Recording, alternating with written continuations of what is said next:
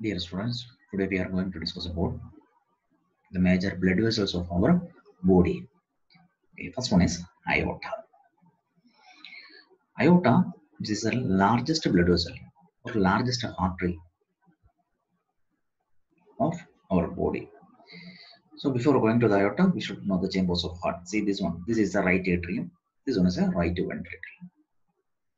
And this one is a left atrium and this is a left ventricle. So the largest artery arising from this left ventricle, that is what the aorta. See in this image, the follow this arrow. This one is an aorta. So here in this image, that this is a aorta at this level, up to this level. Okay. So this is what our aorta. Okay. So aorta, it is the largest artery arising from the left ventricle. Okay. Now first part of this aorta runs upward. That part is known as ascending aorta. Then second part of this aorta forms one arch. So the second part is known as arch of aorta. Then after forming this arch, this aorta runs downward through the thorax. So it is known as a descending thoracic aorta.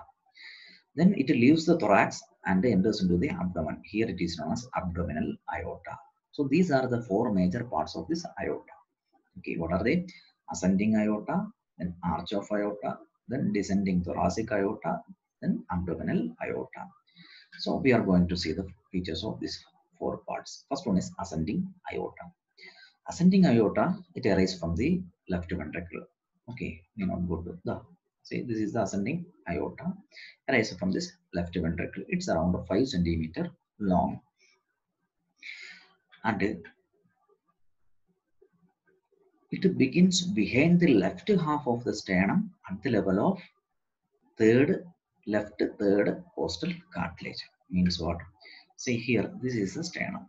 This bone apiece, this is what the sternum with the manubrium, body, and the xiphoid process. Those are the three parts of the sternum. See this upper quadrangular shaped plate, this is the manubrium sternum. Then this part, this is the body of the sternum, and this one, this is a spine-like process. This is a xiphoid process of the sternum. Now here, this sternum which is connected to this ribs, or these ribs are connected to this sternum by a piece of cartilage. Okay, these cartilages are known as costal cartilages. Okay, so this is the first costal cartilage of left side. This one is the first costal cartilage of right side. So second cartilage, costal cartilage of left side, second costal cartilage of right side, like that. This is the third costal cartilage of left side. So our aorta, ascending aorta, starts at this level. So how to explain? At the level of lower border. See, this is the upper border, and now this is the lower border of left costal cartilage. So here, approximately here at this level. Okay, from here, this ascending aorta runs upward towards the right side. Runs, say like this cursor. Starts from here and it runs upward towards the right side. Now we have to check. It runs upward and slightly forward to the right and become continuous with the arch of aorta. See, it runs upward and continues with this arch of aorta. This arch of aorta continues with the descending thoracic aorta. So it runs upward towards the right side and become continuous with the arch of aorta at the level of, at the sternal end of upper border of second right costal cartilage. Means what? See, this is the second right costal cartilage, right side costal cartilage, second one. Okay, means the ascending aorta starts from here at the level of lower border of third costal cartilage of left side. From here it runs upward and here at this level or at the level of the sternal angle. See, at the level of the sternal angle, it continues with the arch of aorta. So that's all about the ascending aorta. Now it gives two branches. Okay, what are the two branches? Right and left coronary arteries. Right coronary artery, left coronary artery. That we know. See, this is the ascending aorta. 5 centimeter long ascending aorta gives right coronary artery and left coronary artery, which applies to the heart. Okay. See here in the beginning portion of this aorta, there we can see some bulgings. Basically, 3 bulgings are there, known as sinuses. Okay, aortic sinuses. What are they? One is anterior aortic sinus, then left posterior aortic sinus, right posterior aortic sinus. So those bulgings seen in the beginning portion of the aorta are known as aortic sinuses. Total 3 are there: anterior, then left posterior, right posterior. So these are the some of the important details of this ascending aorta. So ascending aorta begins from the left ventricle, and it's around 5 centimeter long. From the left ventricle, it runs upward and towards the right side at the level of the sternal angle, or at the level of the second costal cartilage, second right costal cartilage. It continues with the arch of aorta. Okay, then bulgings seen in the lower portion of the ascending aorta are known as aortic sinuses. Total 3 sinuses are there: anterior, left, posterior, right, posterior. Okay, then it gives 2 branches: right coronary artery and left coronary artery. We already have gone through the right and left coronary arteries. Now we are going to see the details of arch of aorta. Arch of aorta, it is the continuation of the ascending aorta, no doubt in that. Then it is located in the superior mediastinum, behind the manubrium sternum. What is meant by that? Mediastinum. What is mediastinum? Means it's a space seen behind. Space seen between 2 lungs. See, this is the left lung, and this one is the right lung. So between these two, there we are having a space. Okay, that space is known as the mediastinum. So mediastinum means it is a space seen between right and left lung. Okay, so here this upper part is known as superior mediastinum, and lower part inferior mediastinum. Okay, inferior mediastinum is divided into anterior, middle, and posterior part. Anyway, this is the superior mediastinum. So arch of aorta, it is located in the superior mediastinum. Clear now? See, this is this area. Mediastinum means it is a space between 2 lungs, and it is divided into superior and inferior part. So arch of aorta, it is located in the superior mediastinum. So first point is clear. This is a continuation of the ascending aorta, and it is located in the superior mediastinum. It begins behind the upper border of second right splenochondral junction, or second right costal cartilage. That we know. That point is clear. Then from there it runs upward, backward, and towards the left side. Just a minute. See, at the level of the sternal angle, this ascending aorta continues with the arch of aorta. So from this sternal angle, or from this right sternochondral junction. What is that sternochondral junction? See, here we are having a word, sternochondral junction. Sternochondral junction means, see, the junction or this meeting point between the sternum and this cartilage. See, this is a sternochondral junction. So here it begins at this level. This ascending, arch of aorta begins at this level. From here, it runs towards the left side.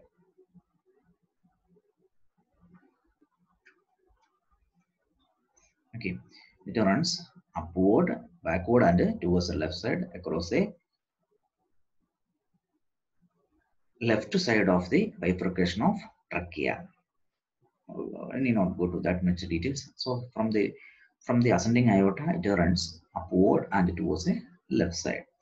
Then it runs downward behind the left bronchus. See how? See like this. See, first it runs. So imagine this area. This is a ascending aorta. Now this area. This is the arch of aorta. So first it runs upward and backward. Correct now. Then it runs downward. Okay. And it runs downward over the left bronchus. See, this is the trachea which divides into right and left principal bronchus. So this is a left principal bronchus. So it arches over the principal bronchus. That's all. Okay. So first it runs upward and backward, then it runs downward. Okay, and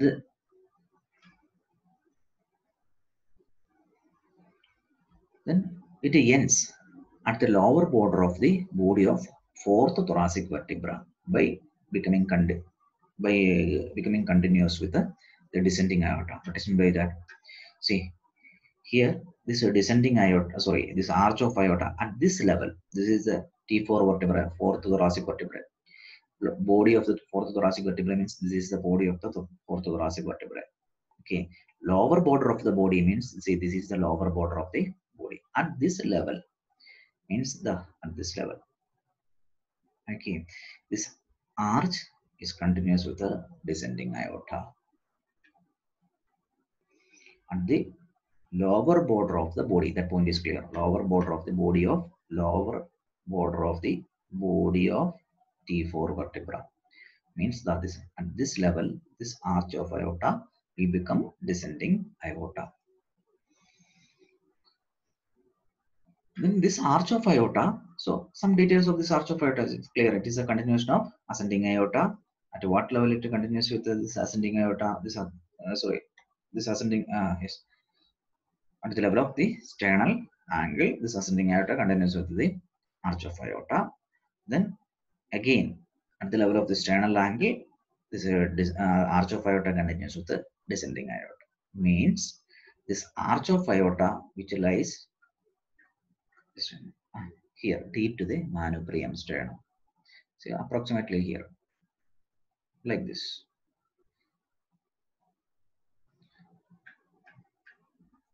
Now, this arch of aorta gives three branches: brachiocephalic artery, left common carotid artery, then left subclavian artery.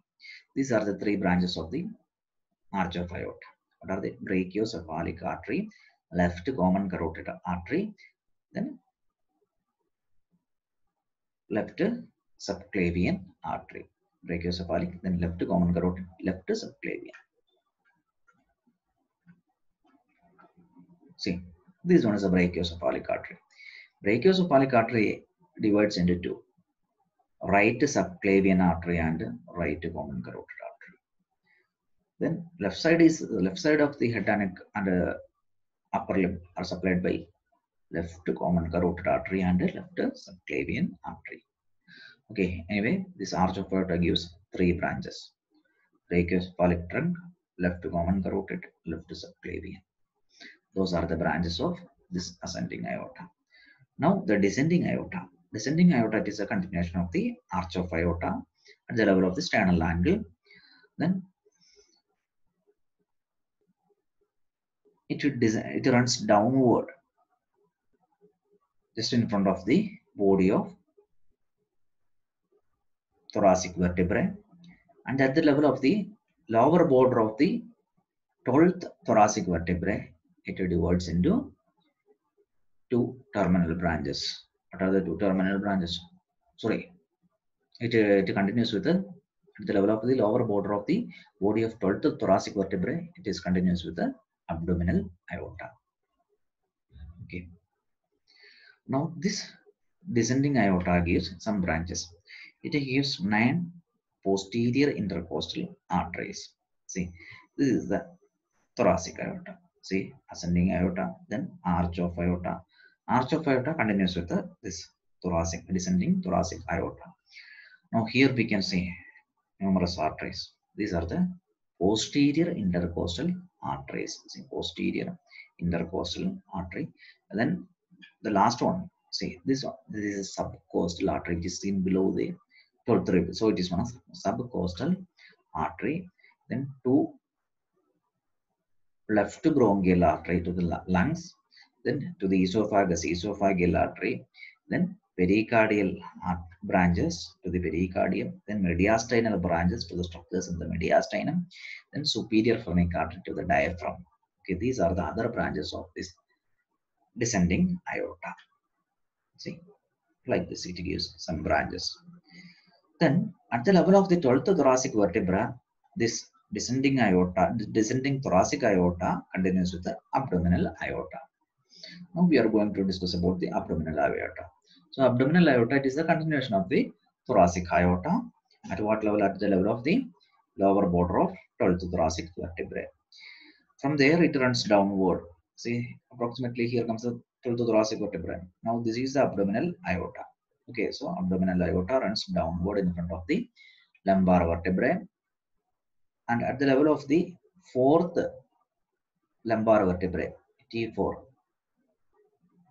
sorry, L4, at the level of the L4, L4 lumbar vertebrae. Okay, see here at the lower end of the lumbar vertebrae, it diverges into right and left common iliac artery. So these are the two common iliac arteries. So this is what the abdominal aorta. So abdominal aorta is a continuation of the thoracic aorta at the level of the T12 vertebrae. Then this abdominal aorta runs downward in front of the lumbar vertebrae. At the lower border of the fourth lumbar vertebrae, it divides into right and left common iliac arteries. Then later this common iliac arteries divides into internal iliac artery and external iliac artery. External iliac artery continues with the femoral artery. We'll discuss it later. So here also common iliac artery divides into internal iliac artery. This applies to the organs of the pelvis, and the external iliac artery. Okay, it applies to the lower limb. Now, what are the branches of this abdominal aorta? See, it gives some anterior branches are known as ventral branches, then some lateral branches, then posterior or the dorsal branches. Okay, so what are the anterior or the ventral branches? Celiac trunk, superior mesenteric artery, inferior mesenteric artery. Then lateral branches, inferior phrenic artery, middle suprarenal artery, then renal artery, then testicular or ovarian artery. Testicular means in case of males it is known as testicular, in case of females it is known as the ovarian artery. Renal artery means this applies to the kidney. Then middle suprarenal artery, we know that suprarenal gland is supplied by three arteries: superior suprarenal, middle suprarenal, and inferior suprarenal. Okay, superior suprarenal is a branch of inferior phrenic artery, then middle suprarenal, then inferior suprarenal artery is a branch of this renal artery. Okay, anyway, this is for the suprarenal or the adrenal gland, phrenic artery for the diaphragm. Okay, then superior and inferior mesenteric arteries for intestines. Then celiac trunk supplies to the stomach, liver. Okay, all the structures are supplied by the celiac trunk. Okay, it's a large artery. Then dorsal branches, lumbar arteries, and the median sacral artery. Say like this, one branch will be there, that was a median sacral artery, then it gives some lumbar arteries also. Okay, so these are the branches of this abdominal aorta. Okay, and in addition to that, it gives two terminal branches. I already told you, right and left, a common iliac artery. This common iliac artery later it will divide into internal iliac and external iliac arteries. Okay, the remaining details you have to read